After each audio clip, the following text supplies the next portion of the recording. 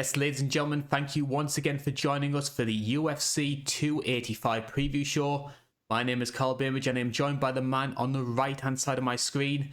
He is the Alan Shearer to my Les Ferdinand. It's Joe Neal. Joe, thank you very much for joining us. Glad to be here. Glad to be the Curtis Hawkins to your Zack Ryder, the Edgeheads. Yeah, probably one of the more underrated tag teams I feel of the new generation era. Not the new generation, Ruthless Aggression. Yeah, they were awesome. Like, I love main event heel edge, so him having cronies that I enjoyed was A+ for me. Because what was his stable? Because it was them two, him, La Familia. Vicky, Chavo, and they had that big bald guy as well. Did they have a ball? I remember La Familia, and I think that was them. Because I think they named it that, like, La Familia, the family. So we've got football and we've got pro wrestling and no MMA so far in this show. None. Sorry. This is Morning Combat. This is just Morning Combat, isn't it? A naff Morning Combat.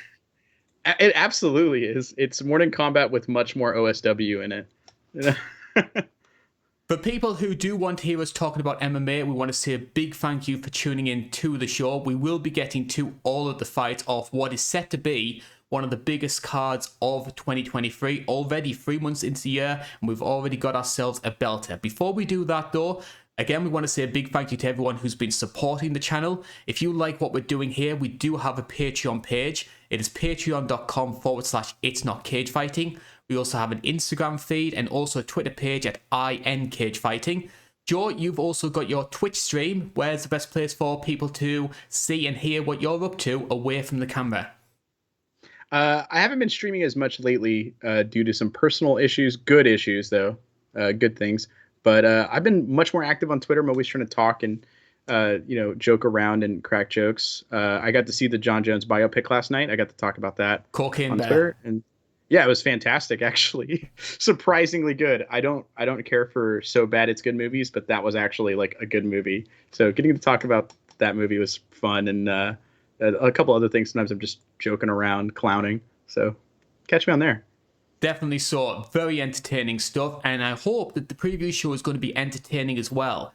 UFC 285 is just around the corner. It will be taking place on Saturday. Now, on the whole, I think it's safe to say that the start of the year for the UFC has been pretty underwhelming. I think that the pay-per-views have been pretty solid on the whole, but along with that, we've also had some quite forgettable fight night cards taking place in the Apex. I feel like UFC 285, though, it's when the UFC start kicking things into high gear, as it were. We've had the slow stuff. We've got the sort of like the Sean Strickland fight nights out the way. And now we're getting we're traveling on the road again a little bit more. We've got this high-profile pay-per-view. Is this where the UFC start thinking, okay, let's answer those critics. Let's give them a belter? It feels like it. It feels like they're a little bit of like an apology. Like, oh, sorry, we are having 60 Apex cards this year where 20 or 19 of the 20 fighters are from the Contender Series. Here's a really good card to kind of hold you over, and which I appreciate. But at the same time, man, there's almost too many Apex cards. I got to be honest. I'm covering one tonight. I only know of 2 fights on it: Tatiana Suarez and the main event, Nikita Krylov and Ryan Spann. And it's like, okay, all right. Yeah, it hasn't been very good so far. And the amount of random heavyweight main card fights that they have. Like, Chase Sherman feels like he's on every single fight night. Yeah, I think I've covered... I'm not going to do it myself, but I wonder who is the most covered guy on my recaps. And I'm going to probably pick, like, Chase Sherman, maybe Claudio Puelles, who was awesome for... Like, he still is. Who cares if he lost his last fight? There's a couple of guys, but it's like Chase Sherman is gotta be up there, like at least in the top 3. Jared Vanderaa, he seems to be on all the time. Him too. Josh Parisian fought last week. I feel like I see him all the time. Do you feel like, obviously the UFC now have their deal with ESPN, and as part of that deal, it's basically we'll give you X amount of money if you put on Y amount of events over the year. Because the UFC have this money already at their disposal, do you feel like they're sort of half-hearting things a little bit? They don't need to try? because they're already getting Yeah, paid.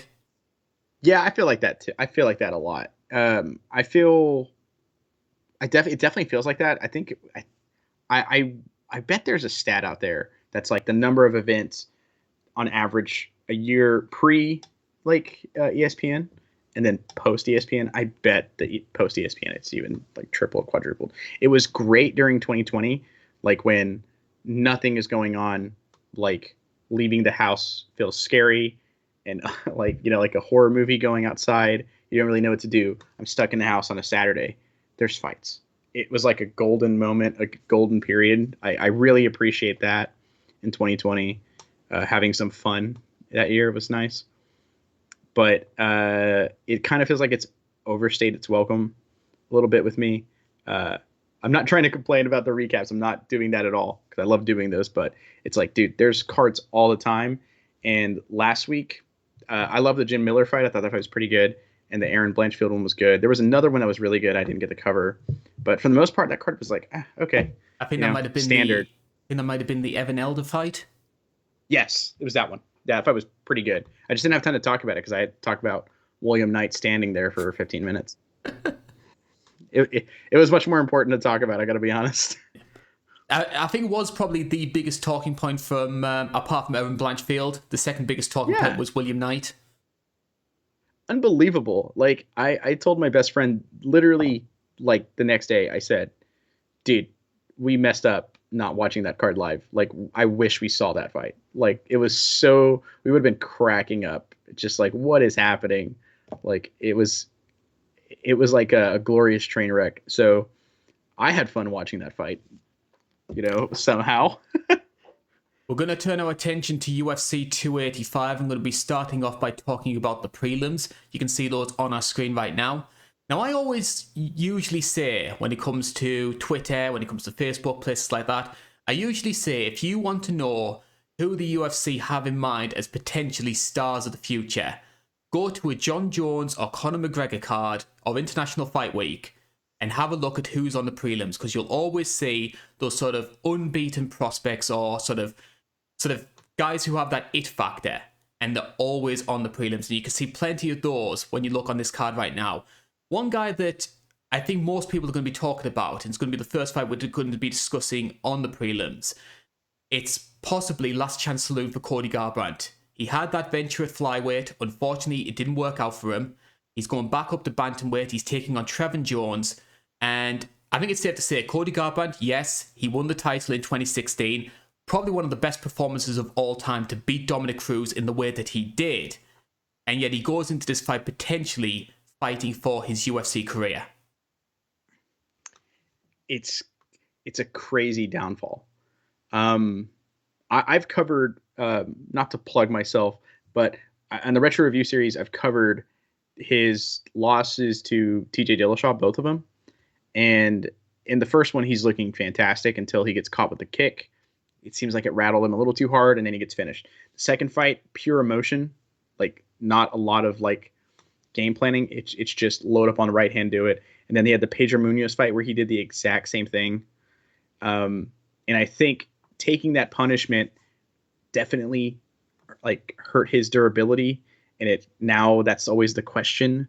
And then he went down in weight class. I thought he looked decent against Rob Font. He didn't get finished, which is, that I hate being that guy, but that's a step up, like, oh, you weren't finished. Like, that's great. Like against Rob Font, who knocks out a lot of people.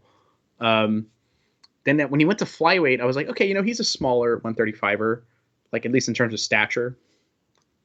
He's definitely like Aljamain Sterling is massive compared to Cody Garbrandt. And so I was like, okay, I understand the mindset, but cutting weight also lowers your durability. So and then he's going against Kai Kara France, who hits very hard for flyweight. It's like, oh, I don't know about this. So it's been a rough little bit for him for sure. But sometimes you get, when you look at a fighter's downfall, sometimes they'll suffer that big humbling loss that knocks a lot of their confidence. You look at like a Henan Barrow situation. With Cody Garbrandt, it's not as if Cody has stopped fighting. He's not lost the tools which got him to the dance. He's still fighting very aggressively. He's still got great boxing. It's It's more like what happened to Chuck Liddell in his later losses. He's still doing the same things, right? It's just he doesn't have the chin to get away with it anymore. Yeah, like Vanderlei. It's like what I always think of. But Chuck is probably more on the nail. Like in terms of just, he went from, I'm personally in the camp of like, oh, Chuck never had like the best chin. He was good, but not like great. But then like it got worse. Like there's no denying that it got worse.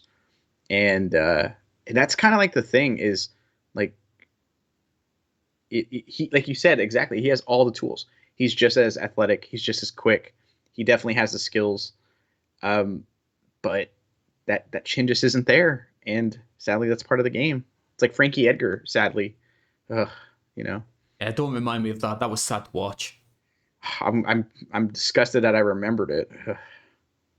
With that being said, though, I expect Cody Garbrandt to win this fight. Trevin Jones, 3-fight losing streak at the moment in the UFC, so he's fighting for his company career. And I think as well the fact that they're giving Garbrandt the ESPN headliner on a Jon Jones undercard, the company still want the Cody Garbrandt experiment to happen. Yeah,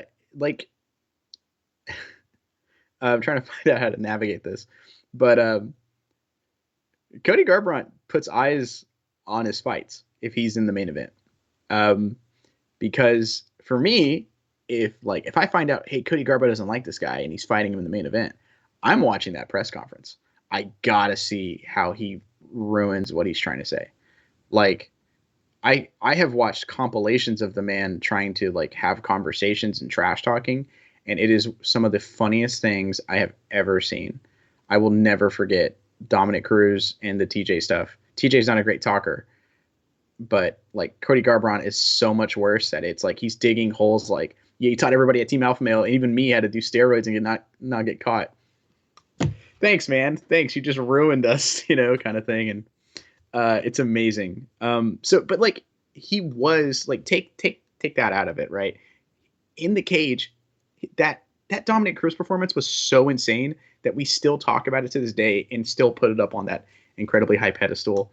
Who doesn't want to see a fighter of his attributes and skill set in the main event scene? Like again at bantamweight, the best division on the planet, and you don't want a guy like that high up. I understand completely the UFC still pushing him. Some of the other fights that are taking place on the prelims, which we'll devote a little bit of time to. Two potential nominees for the boys stable. Derek Brunson taking on Dricus du Plessis. Absolutely boy material. Now, I always have a soft spot for Dricus. He's not actually in my stable, but he's just right on the... He's almost sort of like on the fence looking into the stable, as it were. I just think... I find it such a strange anomaly with him because he's obviously got a lot of great physical attributes. But you look at the way he punches and you think, how? He just seems to get away with it. It's like, I made a comparison, in pro wrestling when Bayley was a babyface and she had those like inflatable men. That's what his arms are like. He's like a tube man. I thought you were going to say that, I'm going to forget her name. Who is the chick in TNA that knocked out Sharmella? Jenna Maraska. Yes. That's what I feel like you were going to. But I forgot who it was. Someone I know described him as a T-Rex because he has like huge shoulders and his arms go out to here. Very powerful kicks, though. I mean, I know we make jokes about him, but he's got, as mentioned before, he has got something to be in the top 10. He's really good. Like I might have to graduate a guy from my boy stable. If someone has Dricus du Plessis in their boy stable, you're probably going to have to graduate him soon. I'm sorry. If he's champion and still punching like that, maybe. But but still, like he's very good. He knocked out. I bring this up every time he fights. I brought it up on the Darren Till. Yeah, who I am incredibly high on. If that guy gets signed to the UFC, I'm like, all right, put him in there with Gilbert Burns now. Like this guy is ready. Like he knocked out Soldic, and that says a lot about the striker of Soldic's caliber. So, I mean, he clearly can strike. He has a pretty solid grappling game. Like it's underrated. No one talks about it. Everybody talks about his striking, mostly his kicks. But his grappling was good. Like, Darren Till isn't the best grappler on the planet, but he is a little tricky to get down. Derek Brunson had a little trouble getting him down, and at first, at least. And Dricus Du Plessis got him down a couple times pretty well, and then once he was got him down, beat him up, choked him out. What would Dricus Du Plessis, let's assume that he beats Derek Brunson, and I think it is a very realistic possibility, given that Derek Brunson's now, I think, 38 years old, coming off a loss, and it was a brutal loss to Jared Cannonier. If Dricus gets into the top 5, is this a sign of Dricus being that sort of elite level fighter? Or is it maybe the middleweight is in a bit of a lull and he's sort of taking advantage of it? I feel like it's the latter, sadly. So at middleweight, I kind of sit there and I go, who do I truly think is a contender? Like, could win the belt against Izzy, the winner of Izzy and Pereira 4 now. And I go, Rob, and then I kind of zone out after that. And that's just like, and you could argue that the division's in a very good spot, I think, and that just the top 3 guys are just that significantly, at least 2.5 of the 3 guys are up there, just that high up. But at the same time, I don't know. It feels like I remember when like Luke Rockhold was champion and Bisping like had just beat him. I remember sitting there going like, this division's kind of crazy. Like around that era, this division's crazy. You have Yoel Romero, Robert Whittaker's coming up, Jacare Souza's still around, Kelvin Gastelum's coming up, Chris Weidman's still around, Gegard Mousasi's around. Like all these guys could be champion at some point, and like it was stacked. It felt legitimately super stacked, and now we really don't say that. And so I don't know. I think the true test would be, can he beat Sean Strickland? Actually, now that I think about it, how is if he can take Sean Strickland as well, then okay, Sean Strickland definitely feels like that gatekeeper at 185 right now.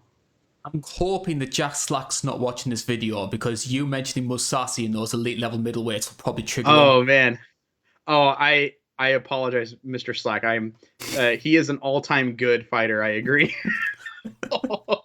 Still the best Jack Slack quote is all-time good Gegard Mousasi. Any other names on the prelims that we should keep an eye out for? Well, there's a couple. I have a bunch here. I only have Marquez for the Miley Cyrus joke, so we'll skip that one. But I do like the guy. We both talked about it actually before this. We were recording. We both said, oh, we do like Julian Marquez. He does come across as a very good guy, and pretty tough too. Like I think, was it Bruno Silva or RoboCop that got him? He took a lot of shots. Yeah, he took a lot of shots and was like still trying to hang in there. RoboCop hits really hard. I think Vivi and Amanda Hebos could be an all right fight. They're both talented. They're both ranked, and it could be like that fight could be at least like kind of important. I feel like Amanda Hebos, we had our expectations up here. Then the Marina Rodriguez fight happened, and it kind of lowered us. The Caitlin Chukagian as well fight kind of lowered our expectations. But she's at least interesting and is a finisher. She can be a finisher, like at least on the ground. So I think that fight could be pretty good. And Vivi has a lot of power for 125 as well. Oh yeah, yeah, and I just hope that.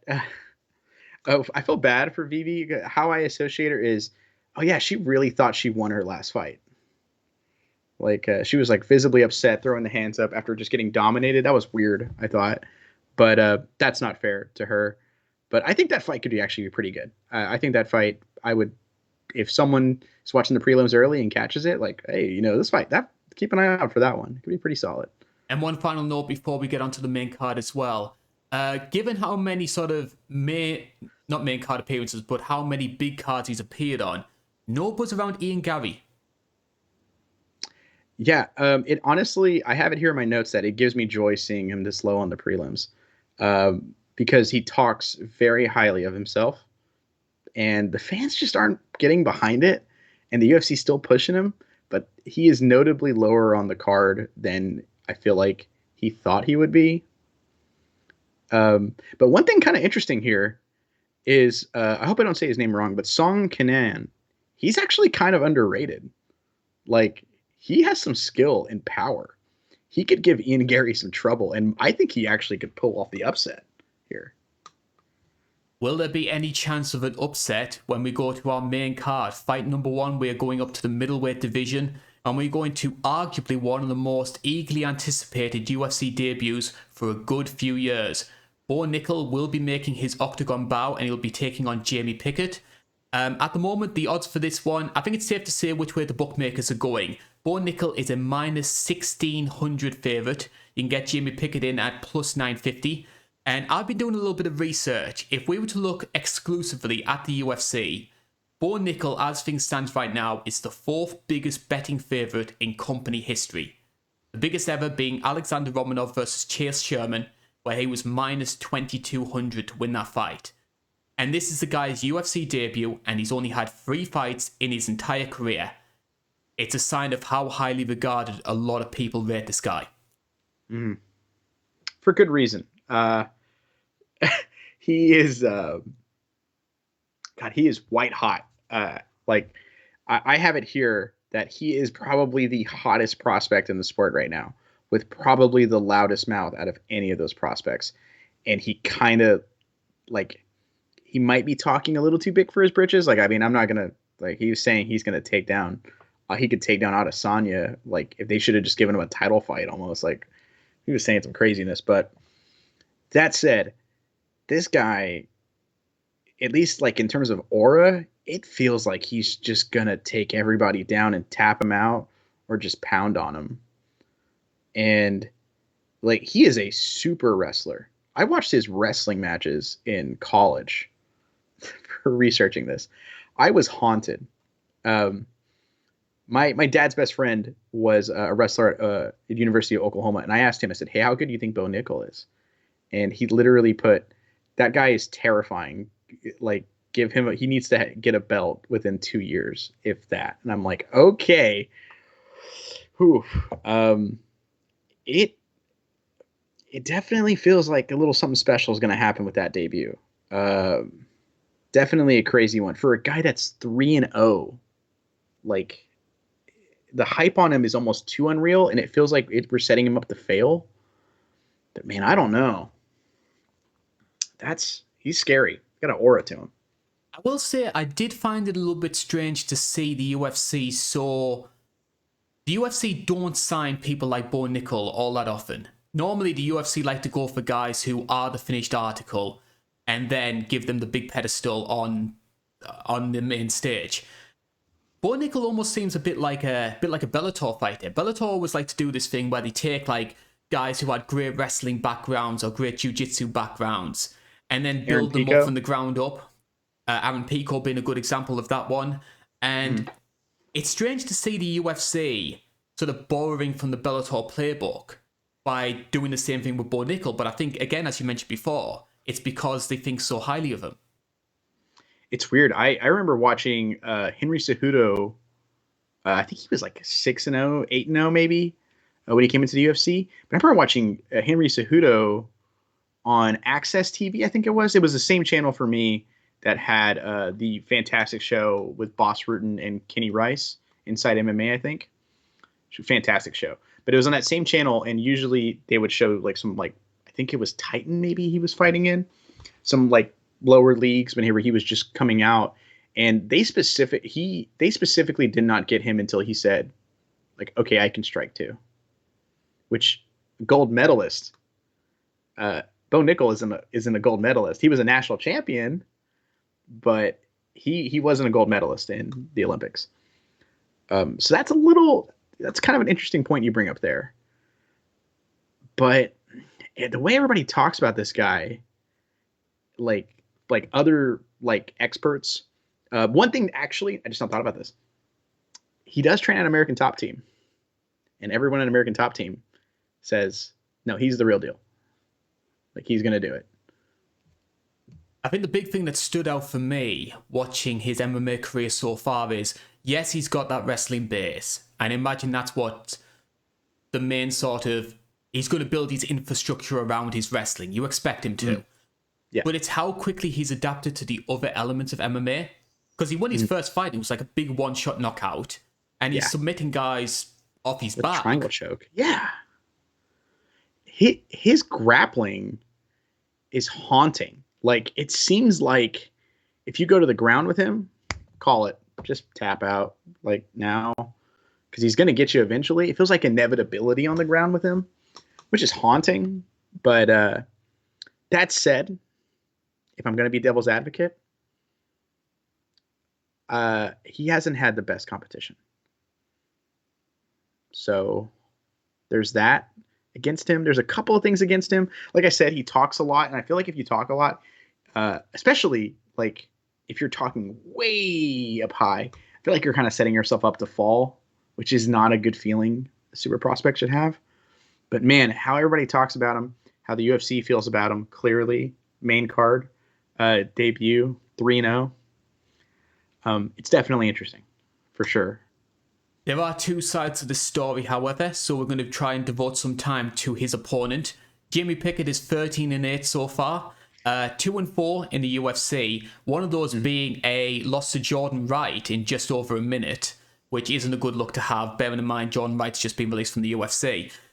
The big thing that stems for me when it comes to Jamie Pickett is this guy had 3 appearances on Dana White's Contender Series. So he lost his first appearance, he won his second one but didn't get a contract, and then finally managed to get one at the third attempt. So the UFC must have seen something in him to give him so many opportunities to get to the big stage. I think he was on the Contender Series, the very first one, I think. Yeah, he's had a lot of chances, and 2-4 in the UFC isn't a great record. I'm not trying to sound rude here, but he's on a Contender Series contract. Those are, you're getting paid pennies to the dollar on those contracts. Sadly, the Contender Series contracts are like you're making 7-7 for 4 years, almost seems like. So it makes sense that he's still around because of the Contender Series contract. 2-4, okay. Like the Jordan Wright one, it's like okay. Like they probably would have cut him if he didn't have a Contender Series contract, is what I'm trying to say. But he does, and he's still here, and he's got a crazy task in front of him. That said, he's got more experience than I think any of Bo Nickal's opponents, and that goes a long way. Like if you know what it's like to be in the fire, then you kind of know what to deal with, and you know what you're about in that kind of situation, and that could be something. And he's been around for a good amount of time. He's been like around, it wasn't like he went to Contender Series, lost, just sat there waiting. No, he went and got some matches in other promotions, came back, tried again, won, came back, tried again. Like he's been around. He's been like around the world, or not around the world, but like, around the country fighting. I feel like that's like the big thing here for him is the experience, and I think that means a lot. I mean, that means a lot to me, at least. Yeah, and being in the UFC, having 6 fights in there, he's going to understand the octagon occasion and the way that Bo Nickel is, because we always talk about that sort of adrenaline dump when a fighter gets into the UFC and they're charging so hard and desperately want to make a good first impression, and it can get to some people. I think Bo Nickel has been around the block far too many times that it's going to be an impact, but again, we don't know. The guy's only had 3 pro fights. Yeah. I think Cejudo, once again, bringing him up because he's, gold medal Olympic, big name as well. But Cejudo said that the Olympics and all that are nothing compared to getting in there for like in the UFC. He says the lights feel brighter, everything feels louder, and he knows MMA is a little bit more dangerous than amateur wrestling. So he was like, oh, this is a little something. He said it kind of froze him up a little bit at first. We've seen how Bo Nickel reacts to being the hammer. I think one big question, maybe it's not going to be answered in this fight, but what I would like to see is how he handles being the nail. Because we have seen a lot of grapplers who transition into MMA, and they've got the skills and attributes to sort of dominate a fight on the ground.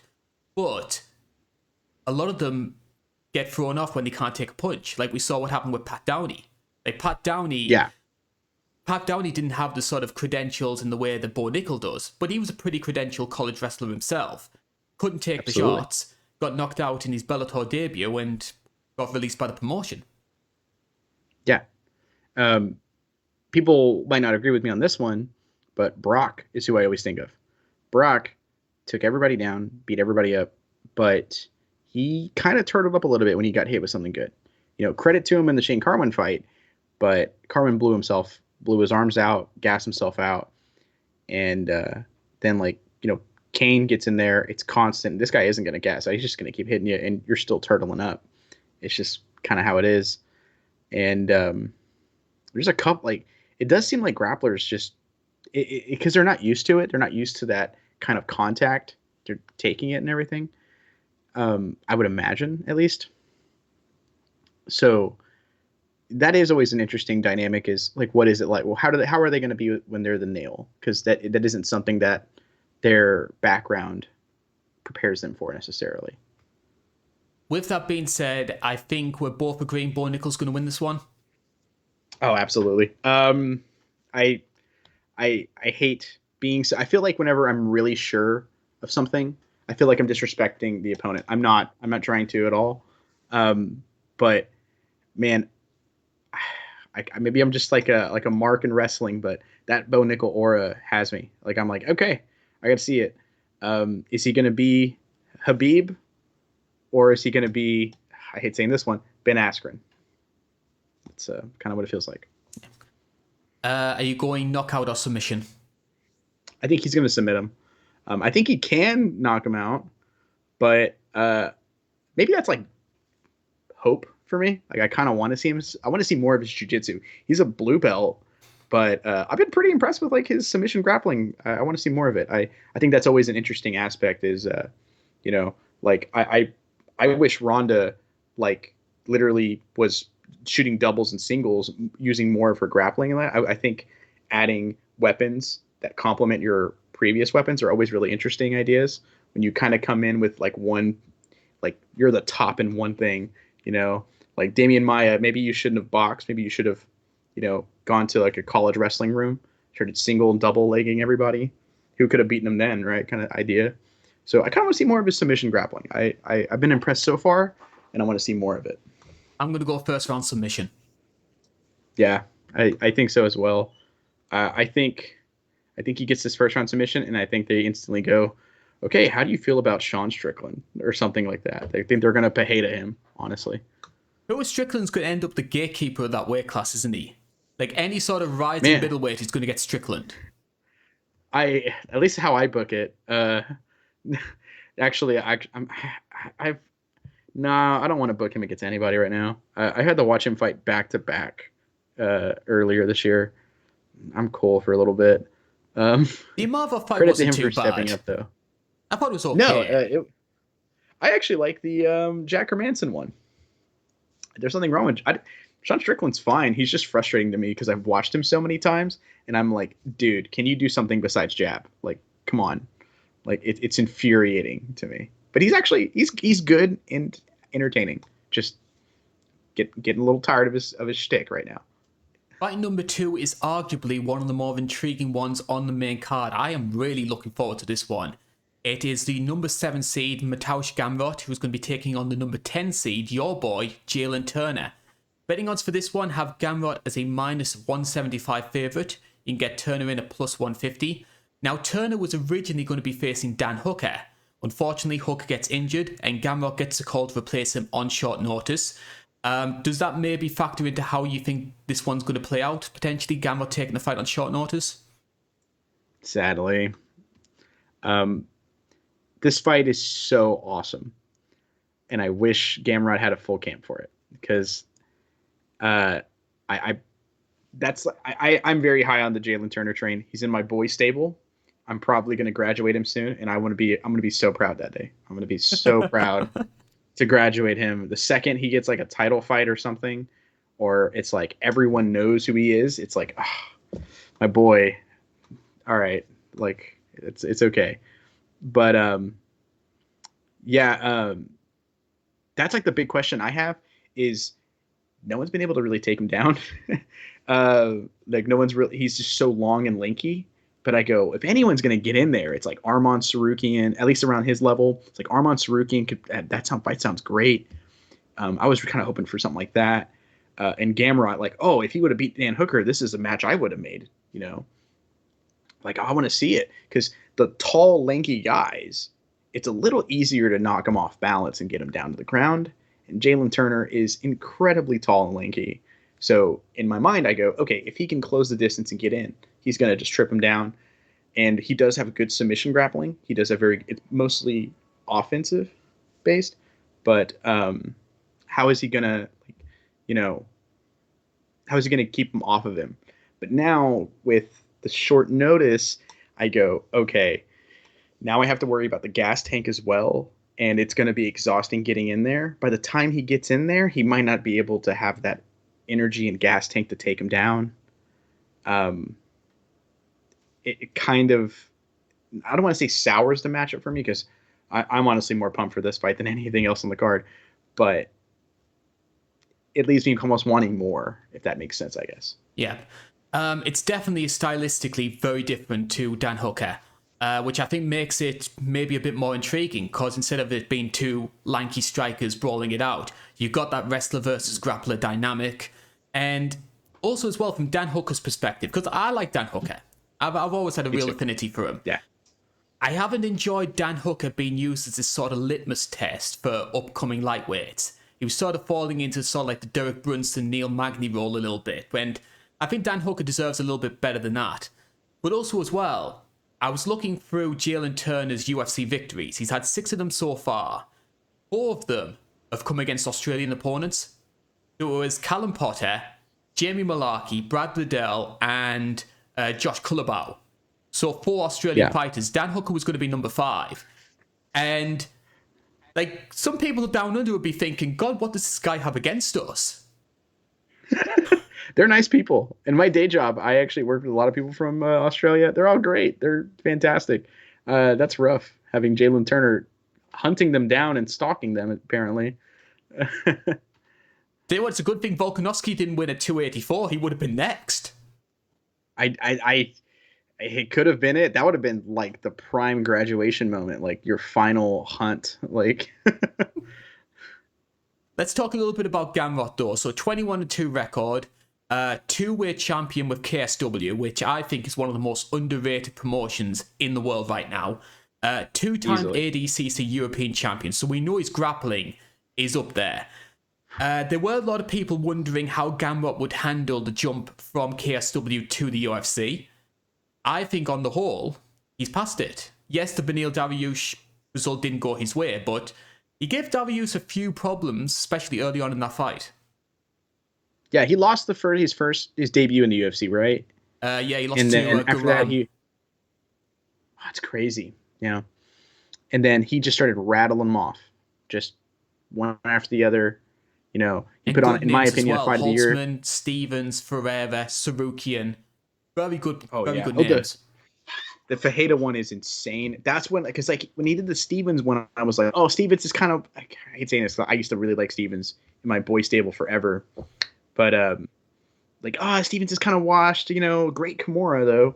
And then he got, it was the Carlos Diego Fajeda one. And I went, okay, that's a really nice feather in this cap. I got to see where this goes. And then the Sarukian one, that was a fight of the year contender for me last year. Fantastic fight. I loved it. Just wow, what a good fight. Just thinking about it now. But honestly, the Dariush fight, we were talking about that fight, on the preview show not that long ago. We were both talking like, dude, this fight is insane. Like this fight's going to be great, and it was great. Dariush is just kind of white hot and seemingly on a collision course with Makhachev. But Gamrot had some good moments of success there. He wasn't completely outclassed until like the last round. That's when I kind of felt like he was outclassed. But no, he was sticking in there, doing well. Great scrambles, which is what, that ADCC European title is.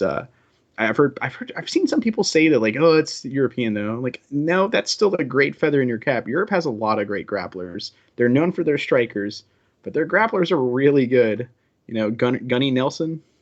You know, I come put it on. this way: being a European ADCC champion, it has much more merit than being Finland's greatest surfer. I saw it specifically described as being the best soccer player in America, and I went, I don't think it's like that at all. Um, I, I think it's a little bit higher up.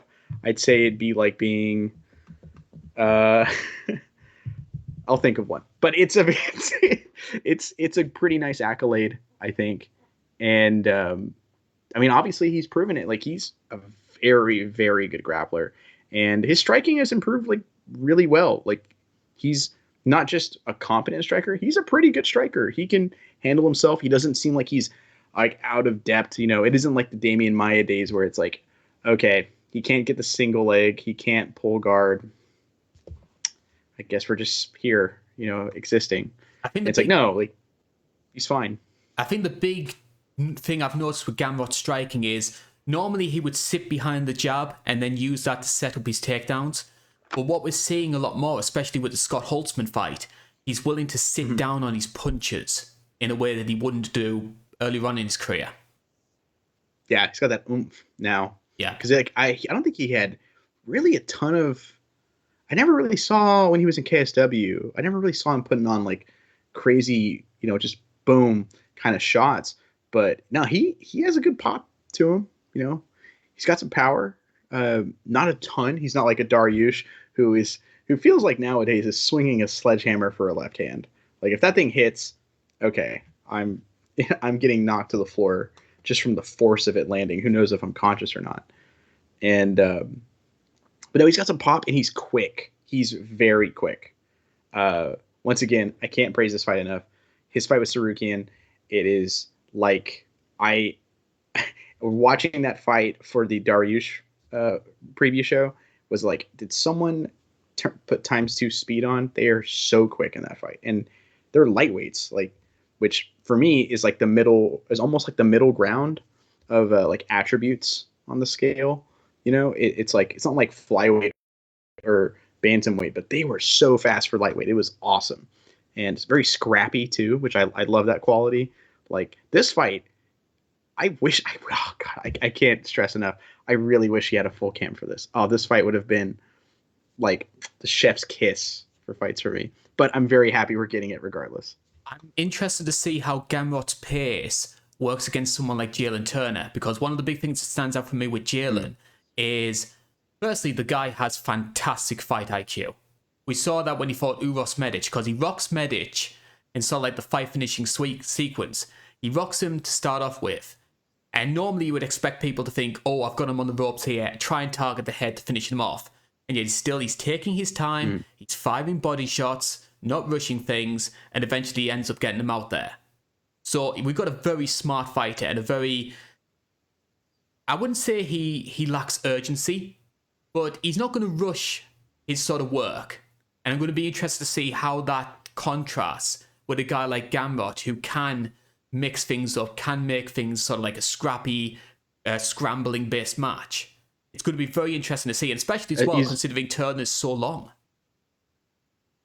Yeah, he's, I think, the tallest lightweight they've ever... I don't know if he beat Corey Hill, rest in peace, but Corey Hill, I think, was the tallest lightweight ever. It's like 6'3". I think he was at like 6'3", but Turner is at least the tallest current guy. And very methodical.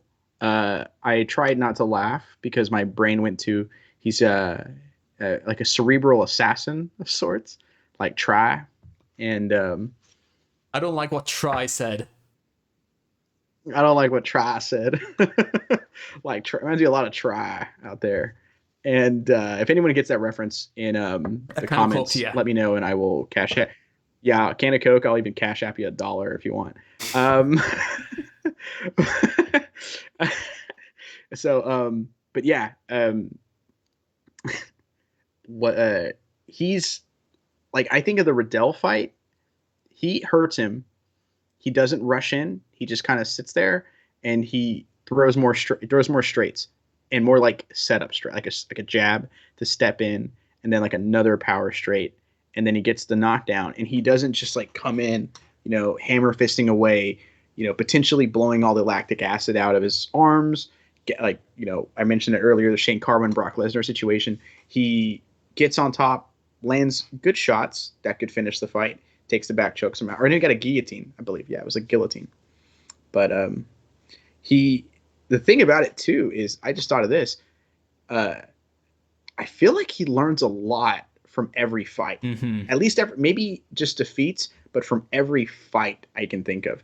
Because my introduction to Jalen Turner, and once again, plugging the Retro Review series, as I talked about it, was his fight with Vicente Luque, where Vicente Luque was like a hot prospect, kind of an unknown, but like if you knew, you knew. Like he was the silent killer in that division for a little bit, and he was doing great.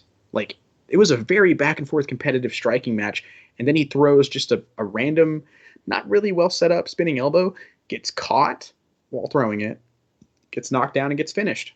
And he, no more of that, really. Like he's very much more patient and cerebral and methodical is the best words for it. So it seems like he's improving rapidly with almost every fight, or at least like adding a significant jump with every one.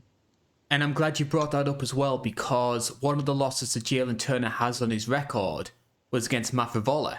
And Mafavola, like Gamrot, is primarily a grappling-based fighter. So has Jalen Turner learned some of those mistakes that he made against the Favola fight, maybe not being as urgent enough as he ideally should have been to get out of these tricky situations Favola was putting himself into? Is he going to learn from that when it comes to fighting Gamrot? That's the big question. Like I said, we talked about this with the Volkanovski thing. Low center of gravity, it's hard to take a short guy down. Until you get in the clinch, then I was always getting tossed. I was getting tossed over my head, Kurt Angle style, felt like. But the tall guy, it's a little easier to get him down because, it's a little easy. It just feels like it's easier to knock him off balance. I'm not trying to stereotype tall guys, but it always felt like that. And the tall, lanky, skinny built guys, obviously there's some tall guys that are just solid, but he's more of a lankier, skinnier frame to him. And it always feels like it's just easier to get him down. I think of like Michael, it was on Tough Live, underrated season. But Michael Chiesa got James Vick down pretty easily, and much taller James Vick just kind of got him down relatively easily. And from there, he just kind of punished him. And I'm not saying that's how the fight is going to go, but I feel like that is definitely a thing with a guy of Gamrot's grappling caliber and wrestling caliber. So put your money where your mouth is. Who's winning this one? I have Jalen Turner winning in the second round by a finish. That's a big call because Gamrot has never been finished. Yeah, I think what's going to do it is I'm a sucker for this. If you want to get in my boy stable, you got to be snap kicking. I want to see those snap kicks up the middle. And Jalen Turner has a great snap kick up the middle. He also switches stances, and I love that too. But I could see him sniping with straights and snap kicks up the middle. Those snap kicks are going to drain the cardio of Gamrot, which is already a little worsened, sadly, because of the short notice. I think he's going to just kind of sap the energy out of him, keep him at range, make it hard for him to close I almost in a way of the Jon Jones Daniel Cormier 2 fight, where Jones made Daniel Cormier just kind of wade through all these kicks to kind of at least get as much punishment as he could on you until you finally close the distance. I could see an evolution of that, which is kind of what we see more from taller, lankier guys, where it's you might get in eventually, but I'm going to make it really hard, and I'm going to lay a bunch of do a ton of damage with straight shots down the middle on you and to keep you out. I could see Turner doing this. I could see it just adding up over time. And when he hits you, I've heard people say that Turner doesn't have the one shot KO. It's more like he knocks you pretty senseless, and you're up and you're just barely staying up. And then he just kind of methodically gets you down. I think if he was putting much more oomph on it, he's probably putting you out, but he'd rather land consistently than land like, haymaker number, Saturday night special over here. Um, and I want to stress, I want to add the caveat. If this was on a full fight camp, I don't know if I would go with this prediction, but maybe it's the fan in me. But I think Jalen Turner by decision or by finish in the second round. I'm going to be picking Turner as well. And normally I do like to favour the grappler over the striker, but I'm favouring Turner for a couple of reasons. I think Gamrot is a very, very good grappler, but I don't think that you mentioned before that you want to see these sort of jiu-jitsu based guys sort of incorporating the double legs and the single legs to get the takedowns. I don't think Gamrot's double leg is the greatest to be able to get Turner down. I think the Turner's frame is going to be very hard for him to control. And we talk about Turner's size being a big factor for him. I think Gamrot's one of the smaller lightweights on the roster. So what you got basically is a guy, ideally a 150 pounder, taking on a guy who should be fighting a 170. Yeah. It won't be like, yeah, because he was when he was a champ in KSW, he was at 145 and 155. Yeah. He moved up to 155, kind of a Volkanovski situation with him. Because I think he's like 5'6". He's my height, so he's short. Yeah. Short. So now I kind of want to change it to give short guys some love, but nah, I'm sticking with Turner. One final note before we move on to the next fight, though. I think if Gamrot was to get it done, now this is a bit of a hot take, I think it might be worth trying to attack the legs.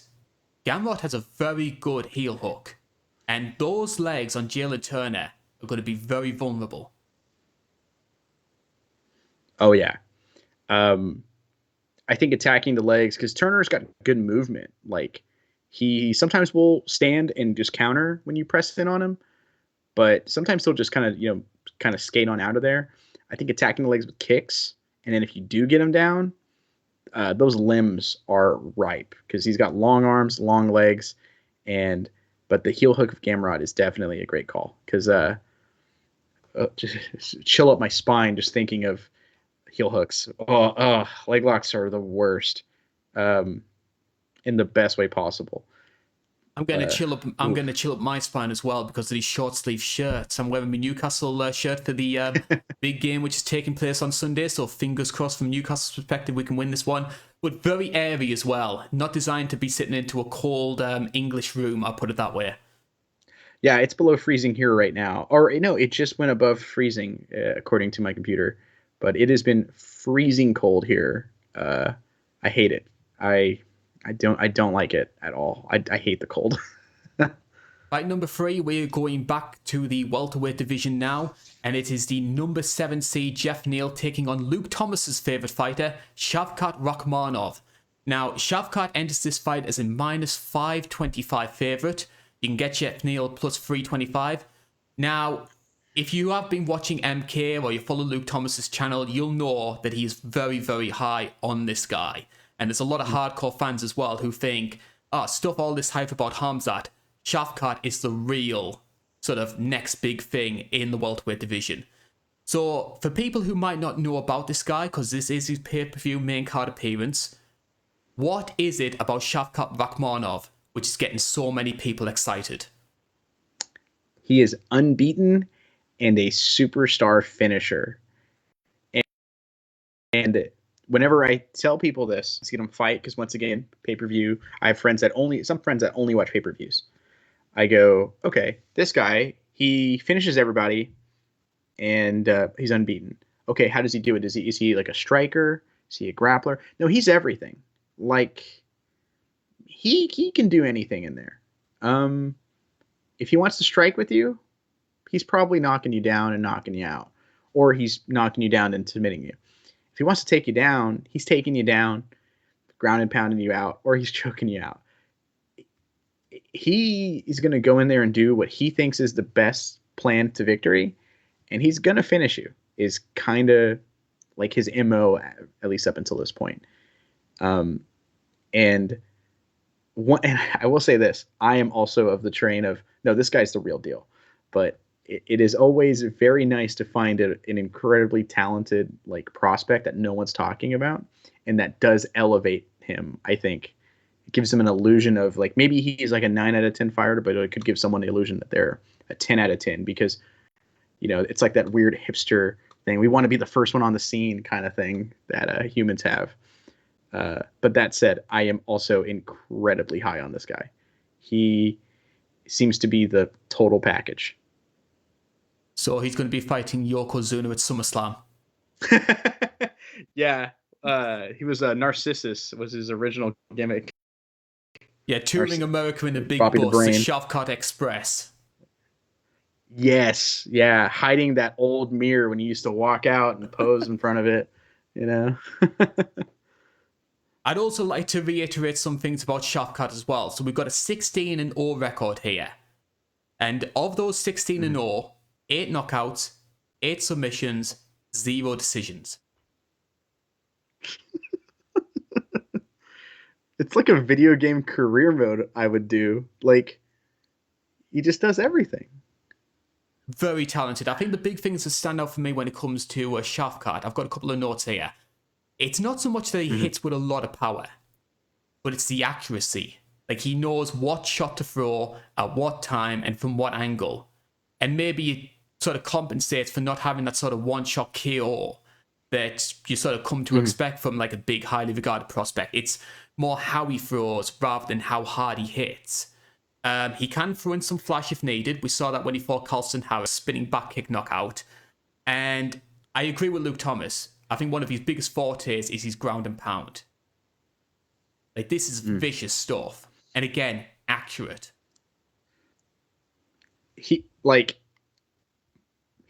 So I hate drawing the comparisons between the two fighters, but I feel like it's unavoidable because of their status, records, and similarities. But Khamzat and him, I think of Khamzat more of like a strength. Like, if it's like one kind of thing, but Khamzat can also, in my opinion, do everything. I think he's a very good striker, clearly like superstar grappler and wrestler, but he has a lot of power, a lot of strength. He's a lot of him flinging you, throwing you, kind of things, and then just crank one shot KO kind of ability. With Shavkat, it feels much more finesse based. I'm not saying in terms of like speed, but in terms of like accuracy. If Khamzat is like a shotgun, Shavkat is like a sniper rifle, I guess you could say. Someone made this comparison. Now I'm going to very British here. There was a show called Scrap Heap Challenge, and they had to build a car crushing machine. And one team builds this hydraulic press to sort of like squash the car down. And the other team said, we're just going to build a big hammer. Shavkat is the hydraulic press, and Khamzat is the hammer. Yeah, that's actually pretty good. I just wanted when to you throw said in a British, Scrap I Heap thought, Challenge reference. when you said British reference, I expected you to say that they're both just innocent men, just normal men. That's been making the rounds lately. I think if I was to say something about Shavkat, like what do I think is the number one thing that just like, why are you like, I kind of have a little bit of a love hate with him, because I love him, I love everything about him, but he's too respected to put into the boys stable. But he I think his fight IQ, like I watched a guy do like a career highlight of him, and I saw a fight where he got knocked down, like pretty bad. Like, I think at the end of the first round he got knocked down, and I went, let me see what happened there. And I looked, and he won the fight. I think he TKO'd him in the second round, but he made looking back and like trying to find videos of it, I couldn't find videos of it, but I found a guy talk about it, how he's like, oh, he made a really good adjustment here, got the guy down. And I went, huh. And then I saw another video where this guy was like, it seems like he just kind of watches you and analyzes you and then goes, all right, that's how I'm finishing you. And I thought about it and I went, yeah, that's 100% true. Like, he has just unbelievable fight IQ. So in the fight where he won with a spinning back kick, his opponent is, anytime like he'll throw a left hook and then he'll circle to the left, or Shavkat's left side, his right side. He circles that way. So he comes in to step in to draw the left check hook, and then he spins knowing he's going to circle, and that's how he catches him clean. He moves into it. He kind of set him up for it after getting that read. So it seems like he's making just these unbelievable mid-fight adjustments. He's capitalizing on whatever adjustment he makes to create a hole, capitalizes on the hole he makes, and then he gets the finish. And the other thing about it is I love that we talked about this with Neal Magny, where his biggest strength is his biggest weakness, that he isn't great anywhere. He's just like, he's really good everywhere. He doesn't have one kind of like specialization. That's what at least it seems like. When you're split down the middle and finishes 8-8, it's definitely seeming like that. But I feel like I almost don't look at it in the Neal Magny sense. I look at it more of he can just do it how he wants, in a sense.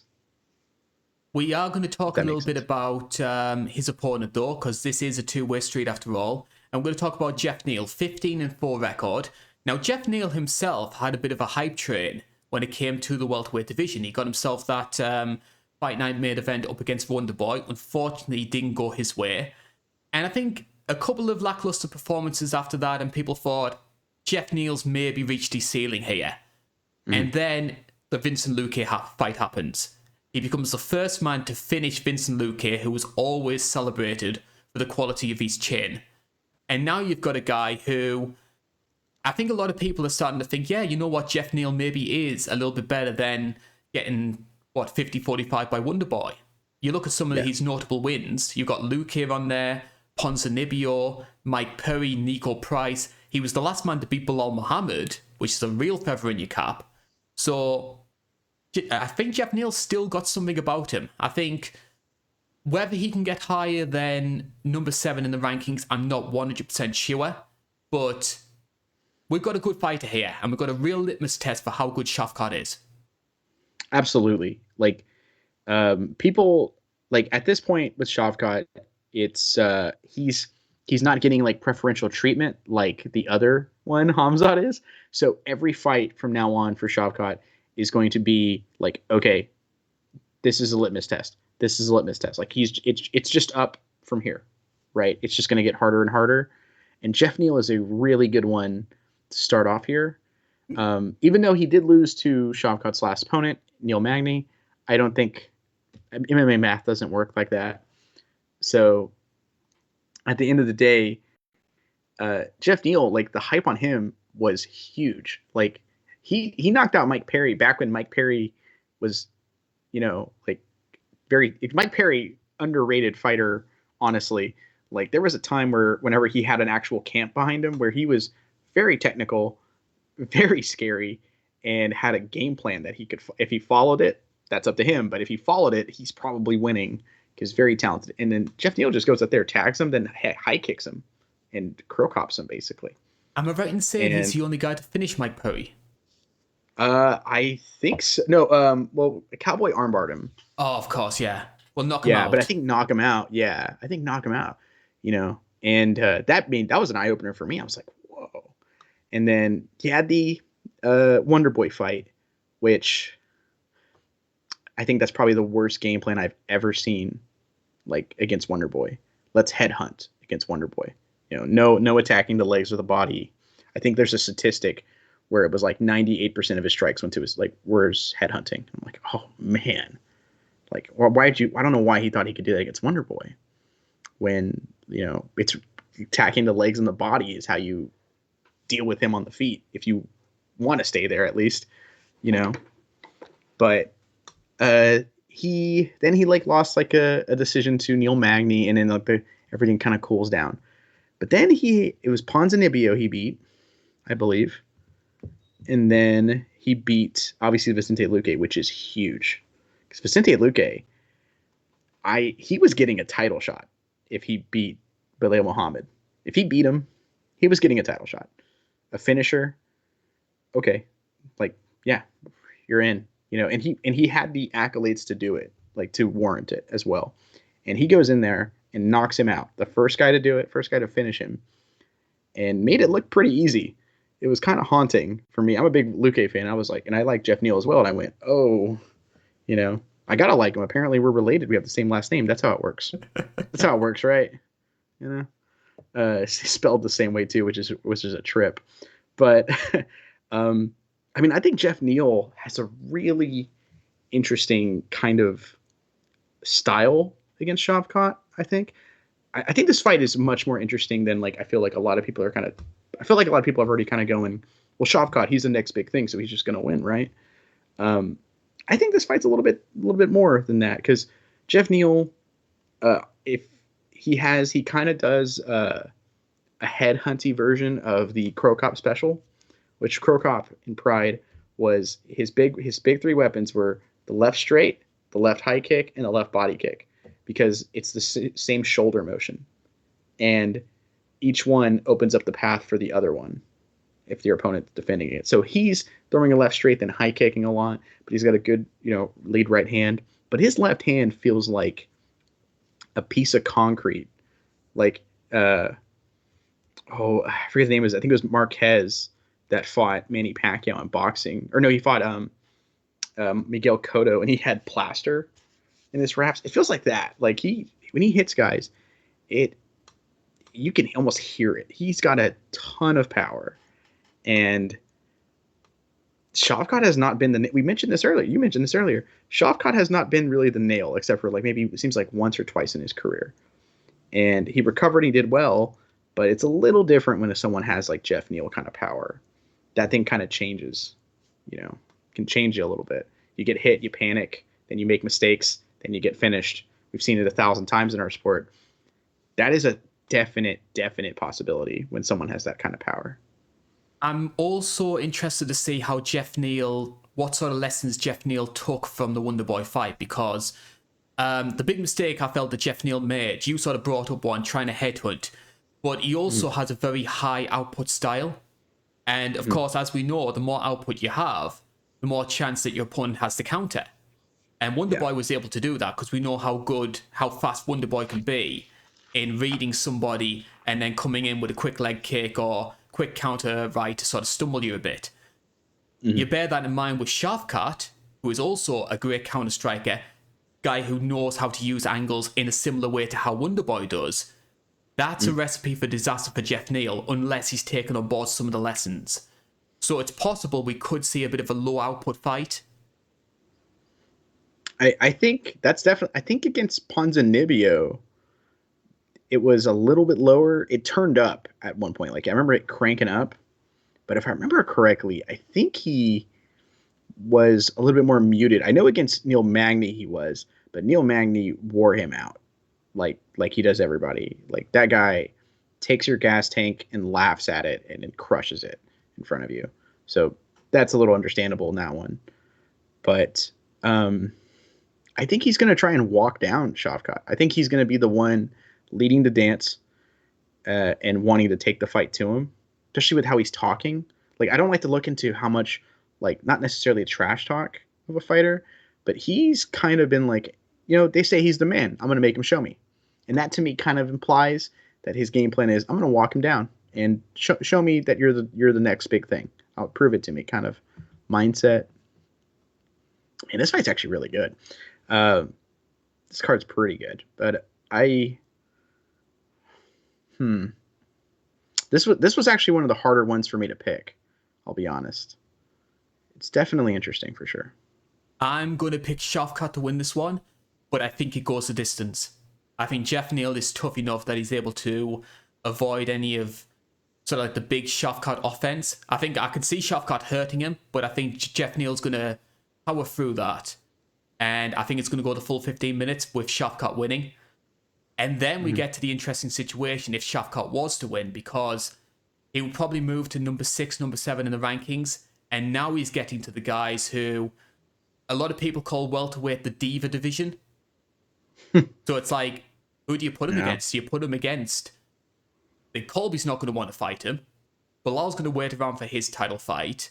We don't know what's going to happen with Usman and Edwards. So the matchmaking after that, assuming Shevchenko wins, or even if Jeff Neal wins, because Jeff Neal's going to get all of that buzz if he was able to beat Shevchenko. They start entering that sort of domain, which has been such a problem for the UFC recently. Welterweight could be my favorite division right now if I just like cut out the top 5, 6 guys. Because it is so frustrating seeing guys like Colby Covington waste away their primes by just, I'm not going to fight. Or guys like, I don't think, I understand the idea of like, it was a last second comeback from behind, win for Leon Edwards. I didn't want a rematch. I just want to see something new, in the division. So I was a little disappointed to see that. And then Belal Muhammad isn't going to risk his potential title fight into it. And it's like, okay, well, who is actually here willing to fight anybody? Gilbert. It's like, that's the only guy. And they're giving him Masvidal, who I think he's going to beat. But it's like, man, are we really going to do Gilbert against another unbeaten super prospect? Like, man, this guy's like that. Get part of the job, I guess. And that's another like wrench in this plan. What if they let that guy, that dummy, come back down to 170? Like, I think that guy deserves a title shot from the Gilbert fight, if I'm being honest. But, it's like, is he going to even make weight? Now we have to deal with that whole catastrophe potentially. Like, man, welterweight gets crowded at the top. I think he's committed to 185. Yeah, I know he wants the Pereira fight. Oh, that sounds fun. Bo Nickel, if he wins in Hamzat, that'd be kind of fun. Bo Nickel's already called him out. Yeah, that sounds great. I remember Bo Nickel saying, "I'll take Hamzat too." I'm like, oh, dude. Oh, and for the record, responded I don't by like shouting, "I smash." Yeah, that's probably all he can say. I still think my best friend had the perfect like description of Hamzat. He's not a native English speaker, so he knows like 3-4 words, and he just kind of jumbles them around, and there you go. I'd like to think he did what happened on Dexter's Lab. When Dexter... omelette du fromage. Omelette du fromage, and it's just I smash everyone. Yeah, that's 100% what it is. His record player broke and just kept doing the same thing. It broke on his Hulk comic book that he had on audio. But I for the record, I don't really like the guy at all, but that dude is incredible, I think, as a fighter. So... like, man, if he comes back down, it's like, okay. That said, I would love a Shavkat Hamzat fight, but man, it's gonna get crowded. Like this division just because no one wants to move anything at the upper echelon. So we move on to our core main event. There has been a little bit of movement in this division recently. It is Valentina Shevchenko who is defending her title for the 7th time, and she's going to be taking on Alexa Grasso, the number 6 seed. Betting odds for this one are very interesting. Shevchenko is a -650 favourite, which is actually a little bit lower than what she has been over the past couple of fights. You can get Alexa Grasso at +425. Now, Shevchenko already holds the record for the most successive title defences in women's MMA, so she broke Ronda's record by beating Tyler Santos. The big question is, though, should she have beaten Tyler Santos? This was a very divisive fight when it first happened. You personally scored it for Tyler when it first happened, Joe. Where do you stand this time? I think about that decision a lot. I think Talia Santos won it. And I'm going to double up on this by saying this. If you think Valentina Shevchenko won it, well, then by that logic, they're going to pick the round. I forgot which one it was, where she's throwing her punches back and, and Santos just kind of holding on to her from back control.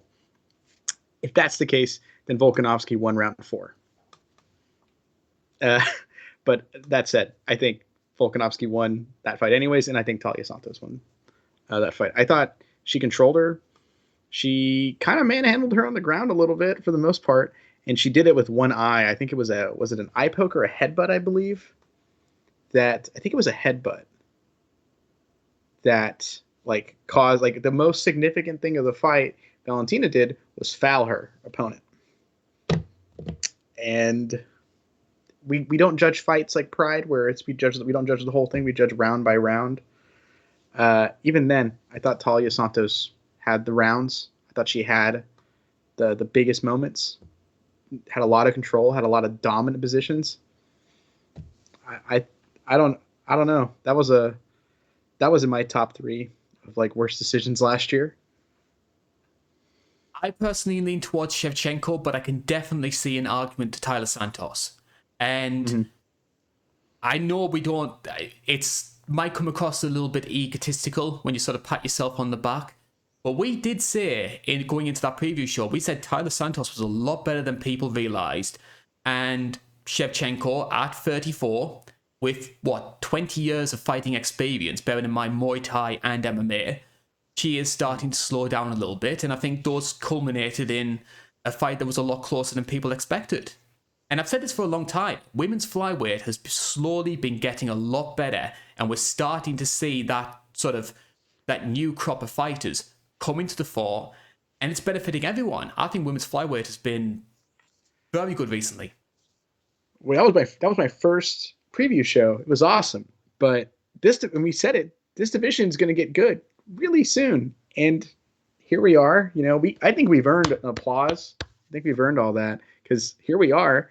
This division's interesting and exciting because here's something this division did not have for a long time. It was who do we give a title shot to, and there's multiple people who have cases for it. Like this division didn't have that like a year or so ago. When Talia Santos got the title shot, we were like, okay, sure. When Jennifer Maia got it, sure. Jessica I, Caitlin Chukagian, we were all just like, all right, fine, whatever.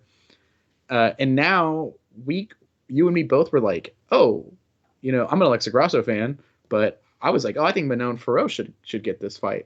And you said that, and I've heard people say Grasso should have got it, you know. And now, if this fight wasn't happening right now, you could toss Aaron Blanchfield in here too, and it's like that's signs of a good division when you have kind of discourse of, oh, what do we do with all these guys, all these people? Like Talia Santos could have got the immediate rematch. That's 4 names, you know, the 4 horsemen woman, like coming at it, like, you know, that's exciting. This division, it's, you know, got intrigue to it. And the most important part, the fights are pretty good.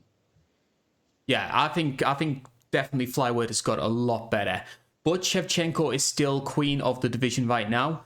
And let's talk about some of the reasons why she has done so. You look at some of the notable wins she's had on the record, not just Tyler Santos, but during her title defense, we've had Jessica Rai, Liz Carmouche, Caitlin Chukagian, Jennifer Maia, Jessica Andrade, which in my opinion is her best ever performance because she absolutely dominated Andrade, where many people thought Andrade would have the best chance of winning. Lauren Murphy as well. And then when you go up to bantamweight, you've got Holly Holm, Juliana Pena, Sarah Kaufman. So she's been like a who's who of some great female fighters. And for me, what she's done it with is fantastic use of distance and angles. Counter-striking is up there as some of the very best man or woman. You do sometimes wonder how effective those are, given that she's now 34, slowing down a little bit. But she's worthy of a lot of the praise, even if she's maybe not the fighter she was, say, 2020, 2011. 2021, I should say, 2021. Yeah. She's, I don't, it could be recency bias, you know, in the sport. We've Dustin talked about how, like, it seems like the majority of fans and pundits don't really care too much about history in the sport, when it's like, you know, we kind of need, it's an important part. Forrest Griffin once said, this is 110% a what have you done for me lately sport. You know, you're only as good as your last fight kind of thing. So it could be recency bias because I was not impressed really all that much with her in the Talia Santos fight. I mean, obviously the big story of that fight is like, wow, Talia Santos really overperformed than any of us were expecting. You know, I think we gave her like, oh no, she's like deserves a title shot X, Y, and Z. But I don't think either one of us really considered her making it that close because we both picked Valentina to win. And it was like, oh, like you didn't just make it close. You made it controversially close, you kind of thing. And so part of me wants to say she's slowing down. But on the other hand, I go, she's still, you know, like the boogie woman, the queen of that division, you know. So I don't know if it's safe to say she's slowed down just yet. We're going to talk a little bit about Alexa Grasso now. So we've got a 15-3 record. All three of those losses coming at strawweight. So it's interesting to note that she's never lost as a flyweight. Her last win came on a Fight Night main event, which was up against Viviane Araújo. I thought pretty solid fight. Not something to write home about, but trust me, I've seen worse Fight Night main events than that. Notable wins during this run have included Vivi, Joanne Calderwood, who I feel like every title challenger needs to beat before they get that title fight. So look out for Luana Carolina. She's going to be wanting to win that one because she'll probably get it next. Macy Barber, she also beat. And if you go up to strawweight, you've got Carolina and Randa Marcos. So some pretty solid names there. Big thing that stands out when it comes to Alexa Grasso, though, not a dynamic finisher. Of those 15 wins, 10 have come by decision. 4 KOs, her last KO win coming in 2014 in Invicta, and just the one submission. So if Alexa Grasso is going to get it done, it's going to be over 25 minutes. Absolutely. She has a crazy statistic before the UFC. I think like no fight went over like 40 plus seconds or something like that. Like her first couple of fights were only like 40 plus seconds. And so that gives the impression, if you look at just those fights, you go, oh, she's got like Francis Ngannou kind of power. No, funny enough, she just pieces you apart over time, and she has the gas tank to make it happen. I think her boxing is up there as probably her biggest strength. I think, as we've seen with a lot of Mexican fighters recently, they always have great boxing fundamentals, so I see Grasso wanting to try and utilize that. That is going to be quite hard, though, because we know Shevchenko's use of distance management is always up there as very well. So if Grasso's going to try and get into sort of boxing range, she's going to be eating a lot of kicks to do so. And I think that was something that undid Jessica Rai, because Jessica Rai was trying to charge in to get into boxing range, and Shevchenko was just piecing her apart with body kicks. One thing I would say about Alexa Grasso, which I think a lot of people like to overlook, we like to frame her just as purely a boxer, purely a striker. I think she has really good scrambling ability. And that was something that caused Shevchenko a lot of problems, because if you go back and you watch the Tyler Santos fight, Shevchenko was the one instigating the takedowns. But when it got to that second stage where you're trying to secure position, that's when Tyler was able to sort of reverse, use her power, and end up on top. Can I see Alexa Grasso maybe doing that because her scrambling ability is quite good? It's possible, but I think she needs to work a lot more on her strength, because that was a big forte Tyler Santos had in that fight. And my one concern with Alexa Grasso is, even though she is a good scrambler, and we know that her striking is very good, is she physically strong enough to handle Shevchenko? And I doubt that she is. I feel like you're reading off my notes here. But yeah, man, I feel like I'm being tortured having to preview this one. But yeah, if I were to play devil's advocate here, I think Alexa Grasso has pretty underrated footwork with her boxing. Specifically, like on her defensive footwork seems very good. Like Vivi tried to get in multiple times and just nope. No, I'm just gonna bounce around, jab you up, straight you up, and land a nice counter when I can. Macy Barber was kind of plodding in and just got eaten to shreds for like 2.5 rounds. And I think like if I was to question something here, I also think her kicks are a little underrated, and it does seem like she is trying to improve her jiu-jitsu game and her grappling game, because I think her grappling game has actually improved leaps and bounds. Like her takedown was pretty slick on Joanne Calderwood, and then she took that back, just got the choke. She's good to go. So that was pretty good, but and I love Joanne Calderwood, big fan of hers too. But that is kind of how you beat her, historically speaking. I think the big question for me is what is Alexa Grasso's game plan when they're into neutral, like when they're just kind of round start, she touch gloves. Now what is your game plan here? Are you looking to take the lead and push the pace and potentially run into all these kicks? Are you looking to kind of let Valentina lead the dance? I've heard a lot of people theorize that's how you beat Valentina, is you let her, you just kind of treat it like almost like Anderson Silva. You force the counter striker, this great counter striker. Okay, now you lead. Like, what can you do? Do you know how to step in? Or what are you going to do here? And I feel like that's how you get kicked up at times, because Valentina, while she is going to try and kind of maybe move her way in with her hands, I'm much more worried about her trying to kick first in those scenarios. I think that could cause way more problems.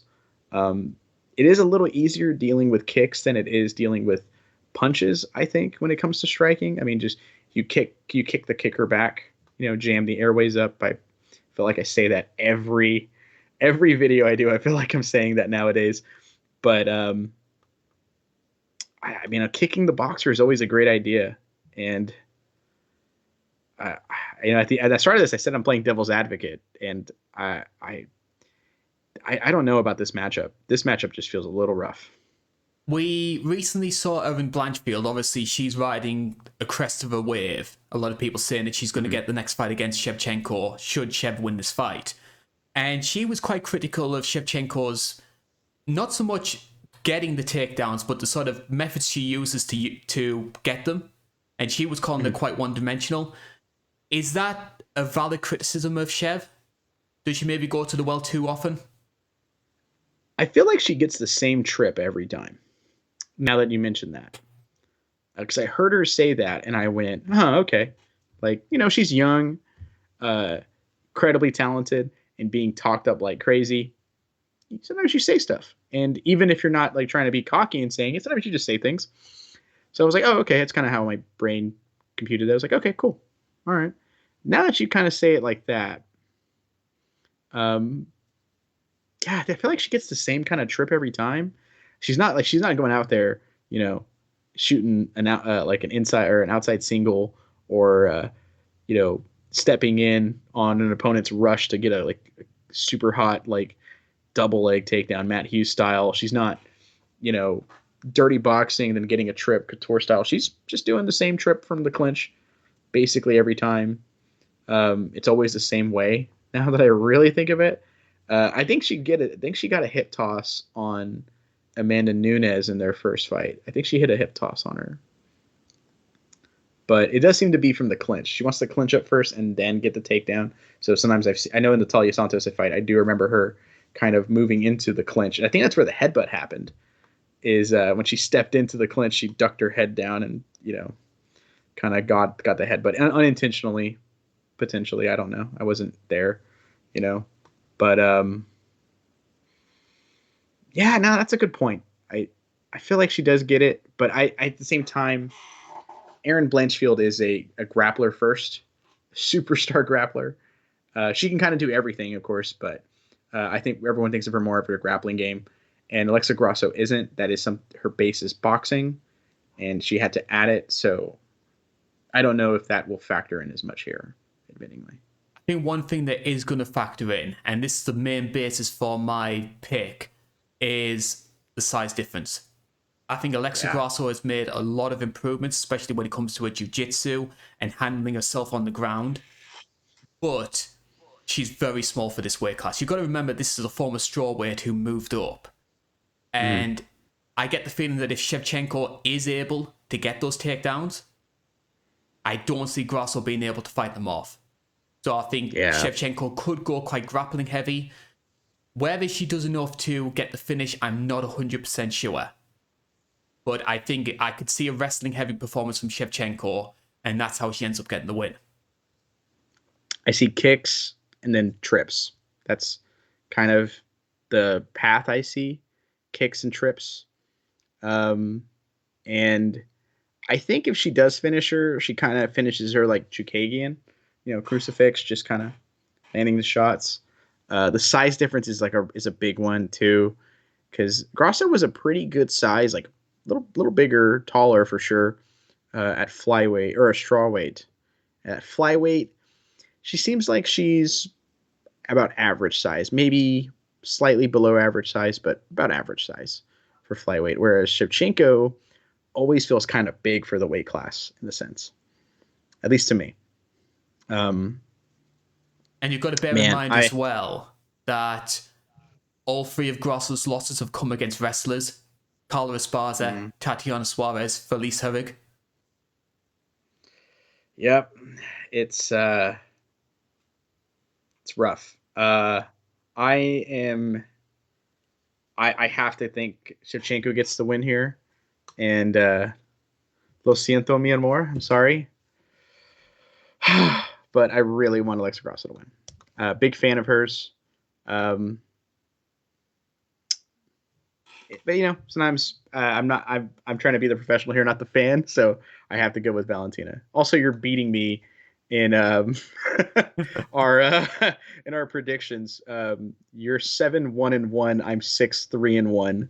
So I have to catch up somehow. I can't go with my heart anymore. Parker Porter hurt me last pay-per-view. You want that third Mexican champion in 3 months, though, don't you? Oh, I do. Because eventually they're going to need someone at heavyweight, and that they're going to call me up instantly. I'm kidding. I would love it. Yeah, I genuinely would love it. Because for me, my grandpa's dead, but he always loved seeing Mexican fighters, and so it was only really Kane for a while, and he passed away in 2021. But if Brandon Moreno would have won that, 'cause he passed away in January of that year, but if Brandon Moreno would have won against Figgy in their first fight or something like that, I can just imagine the look and proud on his face. So stuff like that really speaks to me. Being able to show my mom, hey, look at these proud Mexican fighters. One of my favorite cards of all time is the first pay-per-view back from COVID with Cejudo and Dominic Cruz and Tony Ferguson, Justin Gaethje, because the 2 title fights on the card, all of them were of Mexican heritage. Weird fact, Justin Gaethje is Mexican, which is always throws people off when they hear that for the first time. But that was a very proud moment for me. Be like, this is my favorite sport, one of my favorite things on the planet. Mom, look how awesome this is, So I would love it. I will say one more thing before we move on to the main event. I am picking Shevchenko to win this fight, but this is the last title defense. Whether it's Tyler Santos, Manon Fiorot, or Erin Blanchfield, they will beat Shevchenko next time out, assuming she gets past Grasso. Yeah.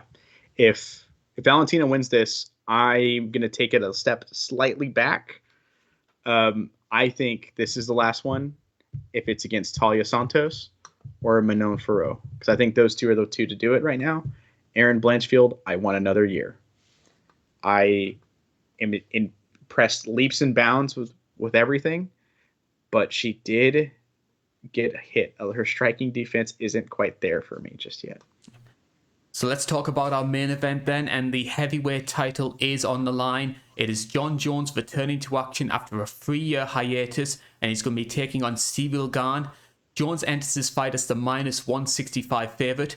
Now this is the longest odds of Jon Jones' UFC career. So his previous longest was in the first Daniel Cormier fight, where he was -210.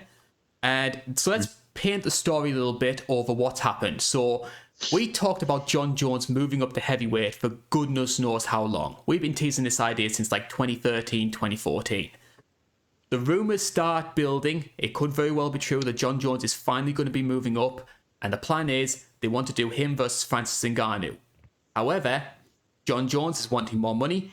Francis Ngannou are loggerheads over a new contract. Very conveniently, the UFC say, stuff Francis, you're being let go. You can go off to box Deontay Wilder or whoever you want. Jon Jones, here's all the money we would have given Francis Ngannou. You're coming back now, and we're giving you Ciryl Gane. Where do you stand on this one, Joe? Oh, man. I do not understand why we keep giving Jon Jones all this money and all this, I don't, it's the Francis, the Jon Jones stuff. Okay. I have my biases because I don't like him, for feels like several multitudes of reasons, but the Francis Ngannou thing really irks me. That I felt like the handling of that situation was just disgusting by the UFC. So all that, and but I do think they gave him a tougher fight for in terms of stylistic matchup. So See, I'm very much in the may opposite. I really. I do, yes, because one of the sort of forgotten elements of the Jon Jones Francis Ngannou saga was the original plan was for Curtis Blades to be the backup. And I just Mm. found it very interesting that once they committed, yeah, John's going to be coming back, it switched from Jones to Gane. And my theory is because Curtis Blades, with that combination of knockout power and being a far bigger fighter who's going to be wanting to take John down, that stylistically is a harder match for Jon Jones. So I think they've given him an easier opponent in Ciryl Gane. I see what you're saying, and I agree with that. Okay, so, let me rephrase then. I think Curtis Blades is the worst matchup for Jon Jones at the heavyweight. I think Ciryl Gane is probably number two, and I think Francis Ngannou would, out of the three of them, would have been probably the easiest one for him. That said, I still would have picked Ngannou to beat him. Um, but I think Gane poses a lot of problems for Jon Jones. And this is that funny enough, back when these rumors started, I think, or not back when they started. That's I was that was in '92. I think I wasn't born yet. But he's been teasing this forever. But I think it was like right before Ciryl Gane fought JDS. I think it was like in 2020 then. When I heard these rumors, I think it was like after the Dominic Reyes fight, and they were like, okay, he might go up to heavyweight after that. Okay. I remember saying, and me and my best friend have said this, like, this should be Ciryl Gane should be his welcome mat if he gets past JDS, because that is a huge, tall, lanky, heavyweight kickboxer. It's not a guy Jones can think he's got a chance because Jon Jones likes fighting these kickboxers, but it's a different kind of animal with Ciryl Gane. So, and I thought that matchup was interesting, and also because I thought Ciryl Gane would knock him out if they fought. Uh, so I was like, oh, okay, I want this fight to happen. It didn't happen, and now we're getting it. So I'm pretty excited personally for this matchup for probably the wrong reasons, I think. But we often talk about the cycle of MMA fans being around 3 years to 5 years. So there's going to be a lot of people that won't know about Jon Jones. They won't know what he achieved at light heavyweight. What can these new fans seeing him for the first time expect? that's a hard one, actually, because it's been a long time, and all the hype material they're going to show of him is not from his last one or two fights, or two or three fights. I really doubt that. I think they're going to show stuff like the rest in peace Stephan Bonner spinning elbow. It's a fantastic highlight. They'll show his takedown and then elbows to break the ribs and shatter them against Shogun. They're going to show the Machida when he dropped Machida and got him in the standing guillotine choke. They might even show the flip over elbows against. They're going to show a lot of these like great highlights against a lot of like big names in the sport. And because he used to fight completely different. He used to be a finishing, exciting machine. That little controversial, but he used to have this. And then like in his fights with Thiago Santos and Dominic Reyes, it seems like he just wanted to kind of have this really weird, slow, plodding kickboxing match with very little attempts to like really wrestle. And he kind of would get beaten up and then somehow squeak past, survive, and in one case, I think in the Dominic Reyes, steal a decision somehow. I So thought Dom Reyes won that fight. yeah, I think that's I hate it's not the worst I've ever seen. The worst I've ever seen, for reference, if anyone's interested, Ross Pearson, Diego Sanchez, and I Albuquerque. knew that was coming. I I think about that decision. That's the decision I judge all bad decisions off of. Like, that's the worst one I've ever seen. Is it worse? No, it's not worse than that one. Never mind. But that Dominic Reyes one's pretty bad. I think. I thought Dominic Reyes clearly won against Jon Jones. I thought it was very clear he won. I personally, and when I watch that fight back, I go, how? And I just get sad. And I don't want to be sad. So, but the Thiago Santos put him in a lot of trouble, attacking the legs, throwing a lot of heat, and I don't know, because then there's also the fight with Gustafsson where he took him down and just kind of pounded on him, and granted, Gustafsson was well past his prime, in my opinion, at the time. I feel like he kind of got that fight because of more so it's 205, which I hate saying it, historically has not been great since Like the Chuck Shogun, Shogun, won. Rashad, Machida. Yeah, that era was great. Yeah, Shogun, Machida, Rashad. Because, man, I get a lot of flack for my opinion of Conor McGregor. One, not a fan of the person, but I do hold the belief that he was a very good fighter. He wasn't an all-time great, and people get a little upset at that. With Jon Jones, one, I don't like to, when someone pops hot, I've said this before, when you pop hot once for me, it brings into question your whole career. Because how many times have you just gotten away with it? And I think you're out of the GOAT contender, personally. And I'm trying, I hope I don't get flack for this, but I kind of have that same thing where I take the microscope to the Jon Jones career and I go, he is a great fighter. He was a fantastic, great fighter. But there are times in it where I go, man, kind of cools him off. And his legacy kind of cools off when you take a look at it. But that said, it is still remarkably impressive to go unbeaten for so long. Because any given night something can change, So we'll talk a little bit about Ciryl Gane. We've discussed Jon Jones in a lot of detail here. Let's talk about Ciryl Gane. Now, he is coming into the fight off a win. So he beat Tai Tuivasa at Fight Night Paris, that was a fantastic fight. I actually watched it on delay because I was at the pub and they were showing Clash at the Castle, the WWE event, over Fight Night Paris. So I was a little bit aggrieved by that, but both shows ended up pretty good. I managed to catch both of them. Also has wins over Derek Lewis, Alexander Volkov, Jairzinho Royce-Strike, and JDS, as you mentioned. His only loss was to Francis Ngannou at UFC 270. Now, a lot of people, after that fight, you made reference, you only as good as your last fight. And the narrative seems to be around Ciryl Gane is, yeah, this guy's a fantastic kickboxer, but he doesn't know how to wrestle. Jon's going to take him down and dominate him. My sort of bounce back to that, though, is how much of that was Ciryl Gane not being a good grappler? And how much of that was not being prepared for Francis Ngannou to go for a wrestling-based offense? Because Francis had never shown that at any point in his career. No. I don't think anyone predicted that.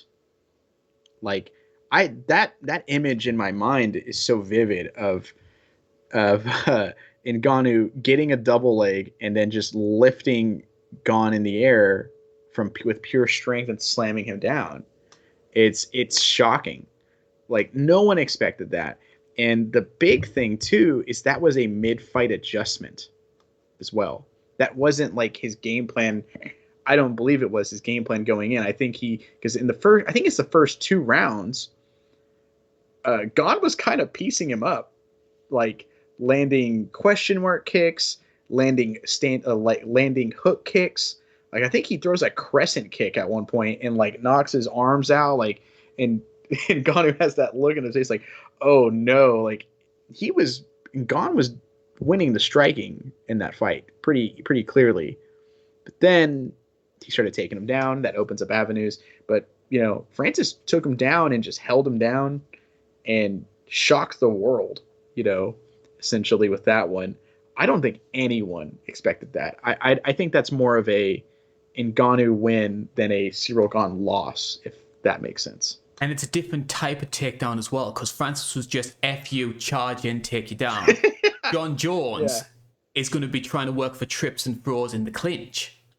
Yeah. A lot of Greco. Like, it's not freestyle wrestling like a Bo Nickel who is going to shoot double singles. He could tie up and get trips and stuff like that as well in the clinch. But Jon Jones is very much clinch based, taking you down. He can shoot the double and single, and they are very pretty when he does do them. But it's always, it seems like first game plan is in the clinch. It's not going to be a bull rush across the cage, spear like at his legs. What's your opinion been of Jon's grappling? Because that's something that a lot of people pointed the criticism towards with the Dom Reyes fight and Thiago Santos. Yes, he wasn't going for takedowns as much as he normally used to, especially in his prime. But the thing was, when he was getting them, they were very slow, and they weren't really all that effective. I think he got one against Dominic Reyes, and Reyes bounced straight back up. Yeah. I think he was just clinched against the cage the rest of the round, if I remember right. He, like, we talked about this with Usman and with Kamaru Usman. Is his legs just like his knees shot? Like, I mean, there's a clip doing the rounds of Joe Rogan saying that Kamaru Usman can't even wear shoes on concrete without his knees just giving out. But it's kind of like that, like, we kind of go, wait, are Jon Jones's chicken legs snapping? Like, because they're so slow, they're telegraphed, and he doesn't have that, like, just oomph strength to keep them down as well, like he used to. Like, I remember, him and Shogun fighting, and it's kind of an even on the striking for a second. Jones gets a takedown very quick, very, very fast, and doesn't just hold Shogun down. He's holding him down and bringing elbows and just shattering his ribs, which led to the finish of the fight. And they're like eventually over time, like all the body shots he was taking. But man, like it just has, like, lately it just hasn't seemed there. This was a guy, in my opinion, that was a top tier, top level grappler and wrestler, and it's gone. And his strengths are now like, I'm just gonna be a kickboxer. Striking and distance management. Yeah, and if you watch him hit the pads, like, I think it was Jack Slack said this, but it was someone had been. I've seen this clip going around of, it was pads from 10 years ago, him hitting mitts, right? And his trainers holding the mitts here and getting hit. That's it. And it's like, oh, this is the same. Look at, he's still just as fast as he was 10 years ago. And in the ones now, his trainer is, meeting his hands in the middle. And it's like, oh, okay, that's a telltale sign, that you're not as fast as you were anymore. Okay. Like, it's so odd. Like, I've always thought his striking was good, was pretty good, but it wasn't what's going to beat you. Like, he could piece you up on the feet if you're not ready for his length, his distance management, and his control. But he's mostly going to clinch you. And, like, what he was doing to, besides the eye poke, pinky ringing him, but against Glover Teixeira, him, like, dirty boxing him, like, cranking on his shoulders and, like, wrenching his shoulders in terrible positions, then throwing uppercuts and hooks, and then doing it again over and over against Glover Teixeira was genius game plan. And it doesn't seem like he has that strength anymore, and it doesn't seem like he has that speed anymore. It seems like he's just length right now. So, final time on the show. Money where your mouth is. Who's winning this one? We'll say vote with your brain and then vote with your heart. Okay.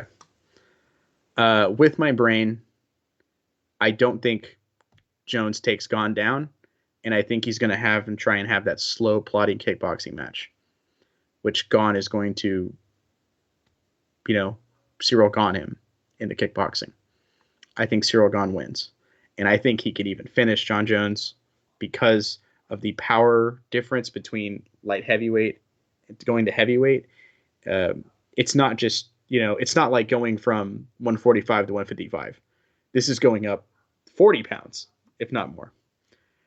It's a lot more power. So I could see it. It could be even with body shots. It could be with low kicks.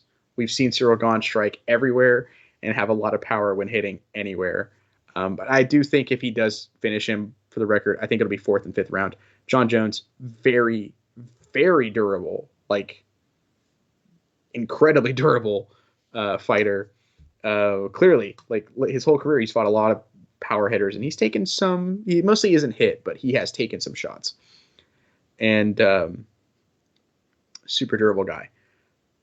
And then the fan in me is going to say, "Oh, Ciryl Gane, first round is what I want," but it's not. That isn't happening. I do think Ciryl Gane does have the tools, and I don't think Jon. I think also Jon Jones doesn't have the big key factor, which is the wrestling in his toolbook anymore. My heart says I want Ciryl Gane to win this one. I'm not a big lover of Jon Jones on a personal level. I think there's a lot of... I think eventually there's sort of a litmus point where you do something which is just so bad that it just... You can't... Look, we're in MMA. There's a lot of bad people in the sport. But I think for me, Jon Jones, when you add all of his sort of misdemeanors together, it's just too much for me to really appreciate the guy on a personal level. Very talented fighter. I won't have anything against him, but I have to admit, I can't root for him. In terms of what I think's going to happen, I am picking him to win this fight. We've written off Jon Jones so many times before, and he's managed to prove everyone wrong. And I just get the feeling this is going to be another situation. And I think as well, the UFC are smart people. They're banking on Jon Jones coming back, winning this fight, and making people forget about Francis Ngannou. Yeah. It wouldn't be a good look for the UFC if Ciryl Gane was to beat Jon Jones. If the guy who was your new UFC heavyweight champion only has the belt because the guy who beat him left, that's not a good look for the UFC. So I've got the feeling they've weighed up the pros and cons and think Jon Jones is going to get this done against them. I think so too. I think that's why they didn't give him the Curtis Blades matchup. Yes. Yeah. I think that one's even worse. Like that Curtis Blades matchup. Oh man, that is a nightmare for Jon Jones. But I do think Gane, of the guys who deserve a title shot, as much as I would want Stipe in there, it's been like 2 years. Sadly, I don't think even I could pitch that one and have it make sense. And he's 40. Like it's okay kind of thing. But yeah, I think that's, of the guys that deserve a title shot, I think Gane is probably the easiest that's available, but I still think that's too much, And it would also explain as well why the UFC booked Blades versus Pavlovich, because they want Pavlovich to finish him off. Yeah, they really want to. I feel bad for Curtis Blades. Like, I think sometimes he doesn't do himself any favors with some things he says. But at the same time, I feel bad for him because it feels like it definitely feels like the UFC is trying to just keep him down. Don't let him be anywhere near a title shot. Like, how many guys do we have to keep putting in front of him before he loses all his momentum? Everyone Bilal. That's the only guy. Derek Lewis, one more time. Well, I have to admit, I did intend for this preview show to be a little bit shorter than normal, because obviously I've got a lot of commitments, I've got a lot of things to do. We've ended up talking for nearly 2 hours, which is a good sign of how excited we are for this card. I think UFC on the whole 2023 hasn't really been the best. This hopefully is where things start turning things around. And you've got Jon Jones, Conor McGregor's going to be back, so that's going to be another big card. So hopefully, compared to 2022, this is a better year for the UFC. And I'm hoping, just as a fight fan, that it delivers and we get some exciting fights on the main card. Absolutely. I think for the pay-per-views, the 3 pay-per-views have been, or the 2 pay-per-views have been great so far. I should do like this. The other side, I forgot. I always have to remind myself, don't do the other way. Peace and love. Yeah, because I remember hearing, yeah, don't you do it this way, facing outward, because in the UK apparently it means something else. I so I always got to try to remember. But yeah, love and peace, Trigun, uh, and yeah, I thought the first two pay-per-views this year have been great. I thought they were really good in terms of fight quality. It's just these Apex cards, you know, it's there's a lot of them, and there's like 3 fights on them that are usually worth it, but then it's a 12 fight card, so it's kind of okay. And you're going to be covering another one on your post-fight recap, which should be online by now, so you can get that on the end screen, which will be coming up in a few minutes. But this has been the Absolutely. UFC 285 preview show. My name has been Karl Bainbridge, repping my good old Newcastle United. Fingers crossed for the cup final. That's been Joe Neal. And we're going to be back in 2 weeks' time, because we've got another English theme coming up, because we are in London for UFC 286. Leon Edwards versus Kamaru Usman 3. We hope to see you there. This is the INC. Thank you very much for watching.